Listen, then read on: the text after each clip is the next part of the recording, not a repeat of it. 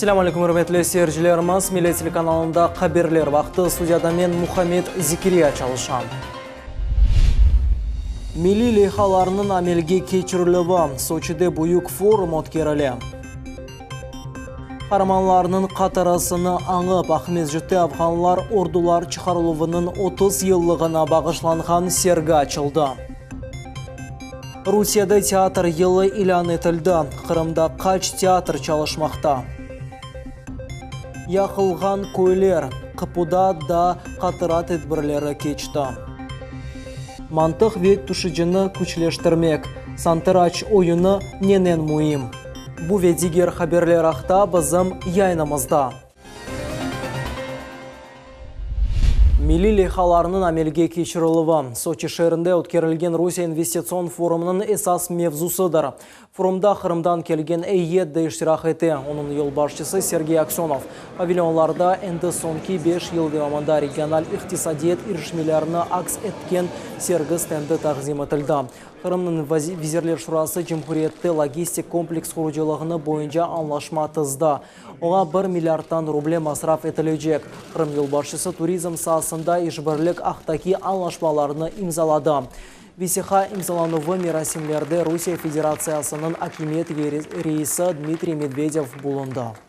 Cumhuriyetimizning yolbaşçısı Sergey Aksyonov, Qrim Vazirlar Shurasining reis muavini Mikhail Seleznov, Qrim Naxliyat vaziri Sergey Karpov ve Ahmedjut şehir memuriyatining yolbaşçısı Natalya Malenko ish ko'rishuvni kechirdi. Mushavira ketishatında paytaxtimizning esas meseleleri haqda so'z yursetildi. Ayri holda yo'llar ta'mirati, yeshilanmasi ve infrastrukturaning inkishofi haqida lahirda kechirildi. Esas vazifa de belgilandi. Ahmedjutni zamonaviy obodonlashtirilgan şehirge çevirmek kerektir. Мы с вами провели объезд города Симферополя несколько недель назад и договорились, что в рамках рабочей группы, которую мы создали совместно с администрацией города, договорились, что столицу Крыма привести в чувство. То есть сделать республику, сделать республиканскую столицу таким городом, где люди ходили бы и счастливо улыбались, понимая, что они живут в комфортном, благоустроенном городе и понимают, что есть органы власти, которые за всем этим следят. Мектеп talebelari uchun Qrim tarixi bo'yicha yana darslik jamoat arasida endi bayag'i achuv duygularni yaratdi.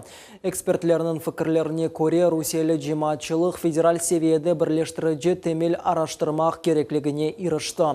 Bunun beraber darslikning muallifi Ulu Vatan jangining dalillari evvelki kabi manipulyatorga qo'llanilalar. Neshrning sayflarida Qrim tatarlar Kennedy satxin ve kollaboratsionist kabi ko'rsatiladi. Bu vaziyatga qarshi fikr bildirgenlerinden biri Devlet Duma mebusi Ruslan Balbek oldu. Sport vazirining yeri bo'sh. Fevralning 19'undan başlap Yelizaveta Kojicheva bu vazirlik reberini muavini vazifasini ado etacak. Berilgan ma'lumotga ko'ra, memur istifaga o'z istegidan ketdi. Hatırlatamiz, Kojicheva Cumhuriyetimizda sport vazirligining yo'l boshchisi olarak 2 yıl çalıştı. Afganistan'ın ateş yolları bugün bu mevzu çoxusu insanlarının keçmişke daldırdı. 1989 senesi fevralının 15'inde viran etilgen memleketten Sovet ordularına çıkarıldı. Yarımadada bu sanağa büyük dikkat ayıra. Tafsiratlı malumat Nevbeteki levhamızda. На базе МТЛБ стоял Василек. Вот готовим, да, обед такой нашли. А это наша сторожевая застава Гириш. Bu fotoresimler tarix hazinesidir. Ular Afgan jangında Qrim askerleri iştirak etkenini aks ettiler. 54 vesiqa veteranlarının şahsi arxivinden toplanıldı. Ularda unutulmayacak devir tasvir etilgen. Война как вроде бы и закончилась, да, но в наших душах у нас она продолжается, к сожалению, потому что мы все свои, будем говорить, действия сверяем с тем, как бы мы поступили, если бы это было в Афганистане. Afganistan'da tinchlik olması için 600 binden ziyade Sovet askeri kurashdi. Ularning sırasında Qrim tatarlar da bar edi. Zivri Süleymanov 3 aylık hizmeti devamında çok mukafat nail oldu. O şu memleketning sakinlarining tanish olganına pek quvonganini aytdi. Ular o'zlarini tanoli bir qorchaladılar. 9 yıl jang ketdi, bermediler, ko'rasiz. Bekme xalq, yaxshi xalq ular. яхшы адамдар. Қырым татар музейінде де қараманларға урмет көстерілді. Өлгенлерінің рухына дуа оқылды. Sonra есе мектеп тәлебелеріне весиқалы фильмнің парчалары нумайыш етілді.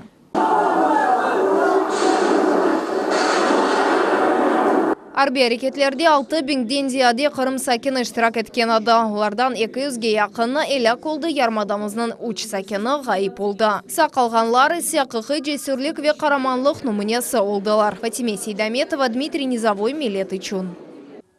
Президент Владимир Путиннің эмирінен 2019 сенесі Русияда театр елі деп белгіленді. Қырымда театр санаты насыл инкишаф еті екен. Бұақна мұғбирымыз Эльмас Аблакимова тариф еті. Сигарыче!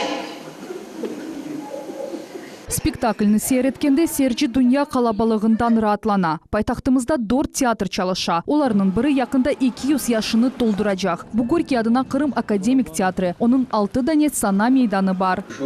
Театр өз ішіні 14 асырда башлады. Орта дәрежеде айда 50-ден зияде спектакль тағдым етті. Мельпомена қызметчілері Серджилер үшін 8 премьера азырладылар. Театр очень красивый, театр замечательный памятник архитектуры. Вот.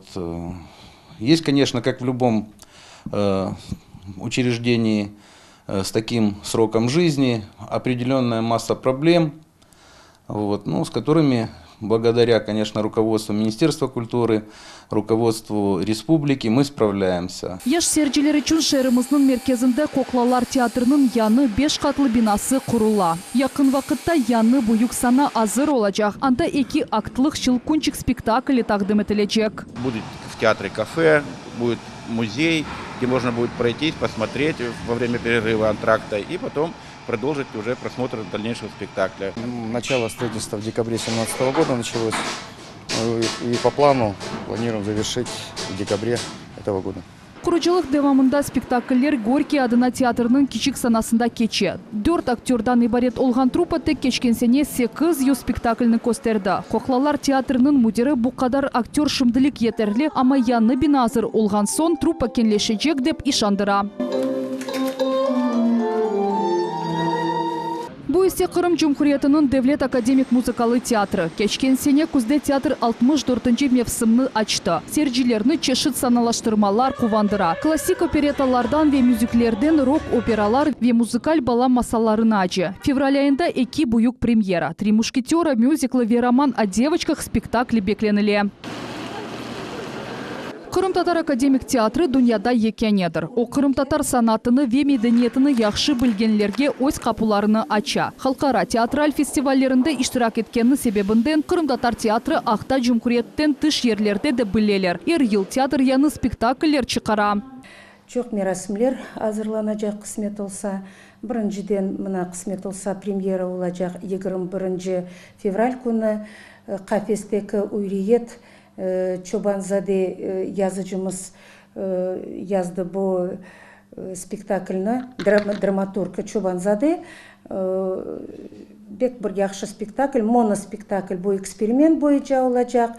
Çünkü öyle spektakller bizim teatrımızda da olğanı yok. Men belesem bizim seyircilerimizge meraklı olur bu spektaklini bakmağa. Yer komediyalarda olacak bizim seyircilerimiz, komediyalar bek seveler. Rusiyada mıqyazlı halkara ve bütün Rusiya tedbirleri planlaştırıla. Kırım teatral region olarak bu yılını layık derecede geçirmege hazır. Эльмас Аблакимова, Айша Шулакова, Аким Бекиров, Милет Ичун.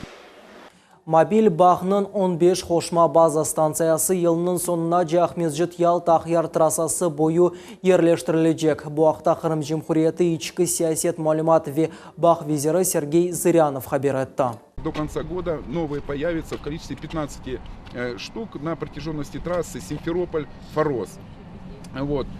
Сейчас документы на оставшиеся базовые станции переданы Министерством имущественных и земельных отношений администрации муниципальных образований для придания сервитута. В ближайшей сессии, я думаю, сервитуты придадут и выделят под развитие этих антенно-мачтовых сооружений, развитие и улучшение всей мобильной связи по территории Республики Грек.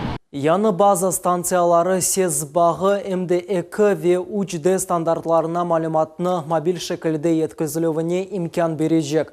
Бұ хабер ән әвелі айдавжыларыны құвандырajak. Шымдыки вақытта федераль Таврида трассасында бойынша да туйғым мобиль бақ олмасы үшін ішлер алып барыла. Немсе снаряды йоқ етілді. Женг вақытының 150 мм арби едегі февралінің 12-сінде ақшам тапылды. О 1 метр теренлікте панорама бинасының янында көмілген еді. Вивхуляде вазетлер визерлігінің пиротехник хадимлері бомбанақ ярда зарарсыз алға кетірділер. Қырымның яқылған көйлері. Қырым Мөндеслік ве педагогика университетінде қатыра мерасим олып кечті. О ұлу сала көйінде юз берген фаджаның 75 жылығына бағышланды. Қатыра ақшамы Тешебюс Ичтимаи ве Медини Ингишаф меркезі тешкелетті. Тафсилатлы малюмат невбетеки левхамызда. Дуа весікіне даққасы университетте Улу Ватан Женкі деварында юз берген дешетлі фаджаны қатырладылар. 1943 сенесі немселер Улу сала койыны яққан әділер. Койнен бірабер 200-ден зияды инсанда яқылды. Немселер яқып, кішкеннен насы неме, анда адамлар бақырып, қашып кеткенлеріне бүтін ерінде самолетлар бомба ташлайдылар. В общем, бек қорқышлы ай бар еді, бек қорқышлы йыллар бар еді. Бұ көйде доған ве дешетлі вақаларыны өз көзлерінен көрген Нариман Мамутов насыл сақ қалғаны ақта тариф етті. О даға қачып кетмеге имкан тапқан екен, amma анда да олар чоқ зорлық чеккенлер. Ем ач қалғанлар, ем суықтан бұзлағанлар. Дағын ішіне кіріп кеттік. 1 километр жүрдік, білмеймін, о қадар барғайба. Анда да қалдық. Bir gece dışarıda yattık. Açık yerde. İkinci günü son çalaş kurdular. Çalışlar kurdular. Çalışın tıbını, üstüne yaprak. Anda yaprak çok. Yaprakla kapattılar. Өз көзлерінен көрген инсанлардан бұл вақия ақында малюмат алмақ мақсадынен салонда ожалар, студентлер ве акимиет векіллер топландылар. Безусловно, одни из самых трагических вех в нашей истории. И сегодня мы, конечно, с большим уважением относимся к тем людям, кто очень активно продвигает, хранит всю эту память о тех вот трагических событиях, которые были в период Великой Отечественной войны. Улу сала койының фаджасына алимлер, тарихчилер ве о вақия ақында қатыраларыны сақлағанлар огренелер. Қырым Мөндеслік ве педагогика университетінің студенті енді бұл мевзу бойынша диплом ішіні қорчалады. Весиқалы фильм чықарылды. Келечекте китап нешір етмеге планлаштырыла. Наша цель, чтобы в каждом деревне, где были эти страшные события, чтобы стояли какие-то памятные знаки, чтобы молодежь могла прийти возложить цветы, чтобы ухаживали, изучали свой край родной, чтобы они изучали истории своих дедов, отцов, которые принимали участие в Великой Отечественной войне. Университетінің кіріш салонында да сергі тақдим етілді. Бұл тарихи весиқалар, архив справкалары, фоторесімлер ве күнделік дефтерлер. Мында әлек олғанлардан жедвелі де көстерілген. Тешебюс жемат тешкілятының эсаз вазифесі Қырымда яқылған көйлерінің екене қатыра күніні белгілемектір. Султанис Такаева, Санди Вадинов, Миллет үшін. Қырым Мөндеслік ве педагогика университетінде Советлер бірлігінің ЭКДФА хараманы Аметхан Султанға бағышланған Сантарач турнирі кешті. Бұ Али Ухуф юртында кешірілген Сантарач бойынша чемпионат енді ананеви олды ве ел ось мекязылығыны артыра. Тафсилатлы малюмат невбетеки левхамызда. Қырым Мөндеслік ве педагогика университетінде студентлер арасында Сантарач ойыны бойынша ананеви чемпионат кечті. Ән яқшы Сантарач ойыншысы унваны орында 22 студент күрешті етті. Оларының арасында шер, Жұмхуриет ве мемлекет біріншіліктерінде дефаларжа медалер қазанғанлар да бар. Я не просто так здесь играю, научилась в университете, я играю профессионально с малых лет, детства своего, всю жизнь я играла в шахматы, играла в всяких турнирах международного класса на Украине, в России. Это преподает в первую очередь навыки совершенства, то, что ты тренируешься, ты идешь к победе. Birinci bakıştan santraç er kişiler için sport çeşidi olarak görüne. Ama Sovetler Birliği'nin 2 defa kahramanı Ahmetхан Sultan'a bağışlanған turnirde ekseri alda student kızlar da iştirak edeler. У каждого, конечно, свой выбор, но шахматами я считаю, что действительно, я бы, допустим, может быть, бы отдала бы ребенка на шахматы, занятия шахматами. Это хорошее занятие, развитие ребенка. Gelecekte hoca ve ana olacak kızlar santraç oyunu balalar için pek gelişkenini yaxşı bileler. Üniversitetinin hocaları da böyle fikirdeler. Задача такова, чтобы в дальнейшем девочки могли сами обучать детей. Задача не ставится воспитать этих мастеров, разрядников и так далее, а то, что они могли обучать детей. Поэтому так много девочек, именно это педагогический факультет в основном. Söz sırası KMPU bu Kırım'da santraç derslerini tahsil kısmına kirsetken birinci Ali Okuf müessesesi oldu. Pedagogika fakültetinde bu mutlaka öğrenilgen fendir. Мы первыми еще тогда в Украине начали шахматы ввели в курс занятий. То есть по ним проводились официальные занятия. И по сегодняшний день мы остаемся редким вузом, где шахматы введены в учебный процесс. То есть читаются лекции, проводятся практические занятия, анализируются партии, решаются этюды. Turnir iştirakçilerine kol tutmak için hakimiyet vekilleri de geldiler. Memurlar aytkanına göre intellektual sportunu rağbetleştirmek ve bundan da yüksek seviyeye çıkarmak gerek.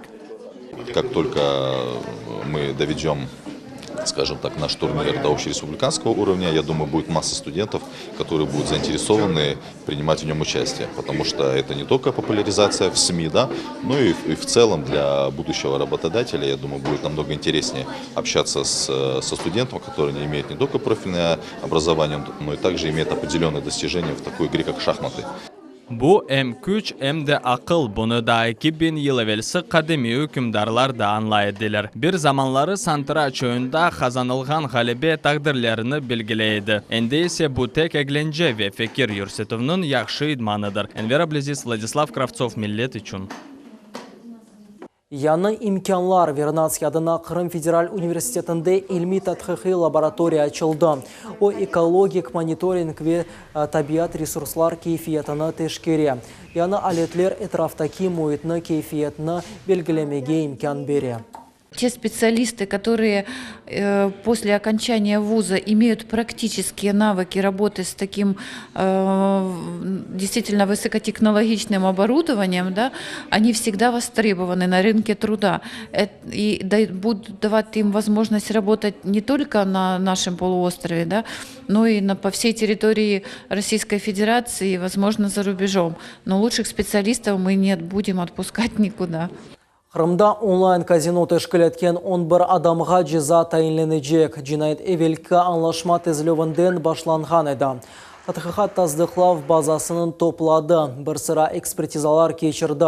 İş mahkemege yollanıldı. Böyle oyunlarının teşkilatçılarını Rusya Federasyasının Cinayi Kodeksinin 171 maddesi boyunca xabatlaylar. Bu madde boyunca en xatlı sanksiya azatlıqtan 6 yılға cemarum etülövünün ve 1 milyon rublege para cezasını nazarda tuta. Bugün Ахмезжеттің eski şehir rayonunda yangın yüz berdi. Tutuşup başlaganda binanın içinde adamlar yok edi. Fevkalade vaziyetler hizmetlerini komşular çağırdılar. Tamam olar tütün darhalıvını eslediler. İdarenin xadimleri bu yerge 10 dakika içinde keldiler. Yangının sebebi alıp oluna. Çıktık yolga baksak ev yana. Başladı ev yanıma. Bunu komşudan beraber çaptık. Пожарниклерін çağırdık. Başladılar söndürmeye. Talim Tehlike signалы Ахмезжетте Federal yangınға qarşı қызметінің xadimleri paytaxtımızda ticari merkezlerinin birinde yangın sindirlivi boyunca idman keçirdiler. Talimat köpü kunduz keçti. Kemer tükanlarının müşterileri ve satıcıları apansızdan olğan idmanda iştirak ettiler. Бүгін халқара китаплар бағышлануы күнідір. Бұл себептен чоқысу китапханелерінің фондлары яны китапларнен тола. Бөле хош ве файдалы ананеве эпісі букинистлер арасындадар қалғандар. Бұл күніні кім ве насыл хайт еткенлері ақтан эвбеті келев хамас. Спасибо вам большое за то, что вы храните культуру, храните любовь к книге. Я надеюсь, что здесь они у вас будут в прекрасном состоянии храниться. Ел халқара китаплар бағышлануы күніне бағышланған акцияларда Қырымның эпісі китапханелері іштирак етті. Китап хазинелерінің фондлары ишчемей жейттен мұйым олған эдебиятнен толалар. На сегодняшний день у нас более 300 книжных памятников, вошедших в реестр книжных памятников России. Это ценная литература, которой мы сейчас занимаемся. И вот сейчас нацпроект запущен «Культура», в котором мы будем участвовать в оцифровке данных изданий и включении этих книг в Национальную электронную библиотеку России. В этом году передано 11 наименований книг, то есть 11 разных книг общим тиражом 1100 экземпляров. Здесь практически все направления, по которым работает издательский совет при нашем министерстве. Здесь историческая литература, здесь очень много фото и художественных сборников. Это отдельное направление, на которое мы обращаем внимание. Китапханелерде сақлы тұрған китаплар бұл халқының вариетыдыр. Гаспринский адына китапханесі да бұл акцияда иштирак етті. Бүгін бүтін күн девамында істегенлер адам китап бағышлай біле. Бұл есе бірінші мұсафыр. Сегодня, как мы знаем, что Международный день это дарение книг, и мы просто не могли не принять участие.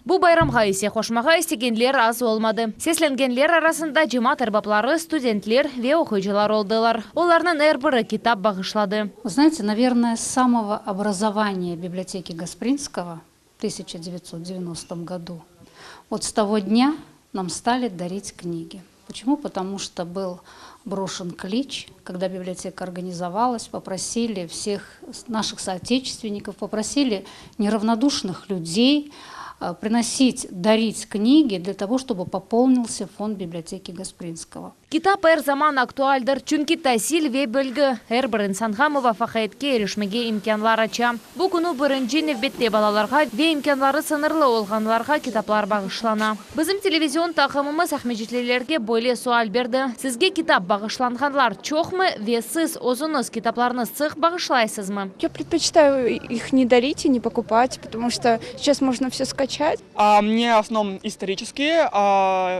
про Жукова Георгия Константиновича, про военные. Я закончил исторический факультет, мне поэтому в основном на такую тематику.